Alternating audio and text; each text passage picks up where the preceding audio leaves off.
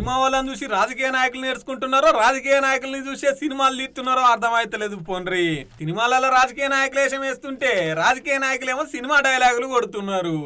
ఈ పుష్ప 2 సినిమా ఏమంట వచ్చిందో కానీ అలా రప్ప డైలాగ్ అయితే 2 తెలుగు రాష్ట్రాలను ఊపుతుంది. ఇగో ఇంకా లేదా ఈ పంచాయతీ అంటారా ఒరుసుడెక్కడిది. ఇగో మళ్ళా ముంగట వేసుకొచ్చిండు గీ సారు ఇనుర్రో పారి.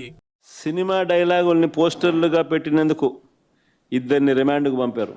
అడుగుతా ఉన్నా, నీకు అంత కష్టంగా ఉంటే సెన్సార్ బోర్డులో దానికి ఎందుకు పర్మిషన్ ఇవ్వాలా? డైలాగులు తీసేయండి. ఇంకా బాలకృష్ణ సినిమాలు, ఆ పవన్ కళ్యాణ్ సినిమాలు చూస్తే ఇంకా పెద్ద పెద్ద డైలాగులు కనిపిస్తాయి. నాకు ఇప్పుడే ఇక్కడికి వచ్చి ప్రెస్ మీట్కి ముందు శ్రీహరి నాకు చూపించినట్టు కొన్ని డైలాగులు, ఆ సినిమా డైలాగులు, వాళ్ళ సినిమా డైలాగులు చూస్తే ఇంకా దారుణమైన డైలాగులు. నీకు డైలాగులు నచ్చకపోతే సెన్సార్లు తీసేయండి. సెన్సార్ బోర్డు ఎందుకు పర్మిషన్? సెన్సార్ బోర్డు ఉండేది ఎందుకు? అంతేగాని ఆ సినిమా డైలాగులు సినిమా వచ్చిన తర్వాత, రిలీజ్ అయిన తర్వాత ఆ సినిమా డైలాగులు, ఆ సినిమాలో మంచి పాటలు ఉంటే ఆ మంచి పాటలు అవన్నీ న్యాచురల్గా ప్రసిద్ధి చెందుతాయి. ఆ సినిమాలో మంచి పాట ఏదైనా ఉంటే ఆ మంచి పాట పాడినా తప్పే అంటావు. ఆ సినిమాలో ఏదైనా మంచి డైలాగులు ఏదైనా వీళ్ళకి నచ్చితే ఆ నచ్చిన డైలాగులు వీళ్ళు పోస్టర్లుగా పెట్టినా తప్పే, వీళ్ళు మాట్లాడినా తప్పే, వాళ్ళు ఇలా అన్నా తప్పే, వాళ్ళు ఇలా అన్నా తప్పే. ఎందుకు మరి సినిమాలు ఎందుకు తీస్తున్నారు స్వామి? మీరు ఆపేసేయండి. ప్రజాస్వామ్యంలో ఉన్నామా లేదా అన్నది నిజంగా ఆలోచన చేసుకోవాలి మనం అంతా. ఇలాగొచ్చే నష్టపోయింది. అదే సినిమా డైలాగులు రాసుకున్నాడు. గుమ్మడికాయలు దొంగంటే భుజాలు తడుముకున్నట్టుగా ప్రతిదీ కూడా వాళ్ళు ఏమన్నా కానీ. అగో విన్నారు కదా మాజీ ముఖ్యమంత్రి వైఎస్ జగన్ సార్ మాటలు.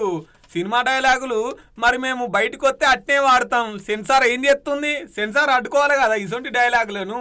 వాళ్ళు ఎందుకు పర్మిషన్ ఇస్తున్నట్టు? ఇష్టం వచ్చిన ఆట ఆడిత్తురు, ఇష్టం వచ్చిన పాటలు పాడిపిత్తురు, ఇష్టం వచ్చిన డైలాగులు చెప్పిత్తురు. వాళ్ళు చేస్తేనేమో తప్పు లేదు. మరి బయటకు వస్తే మేము కూడా ఫాలో అవుతాం కదా, మేము కూడా ఫ్యాన్స్ ఉంటాం కదా హీరోలకు అన్నట్టే మాట్లాడుకొస్తుండులా ముఖ్యమంత్రి మాజీ.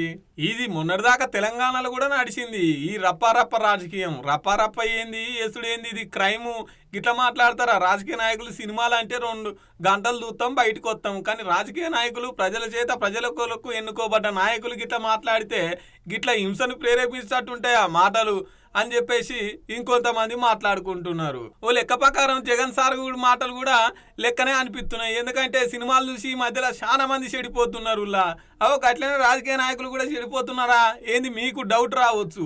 అంటే అది వాస్తవమే అనుకోరాదు ఇక ఈ మాటతోనైతే.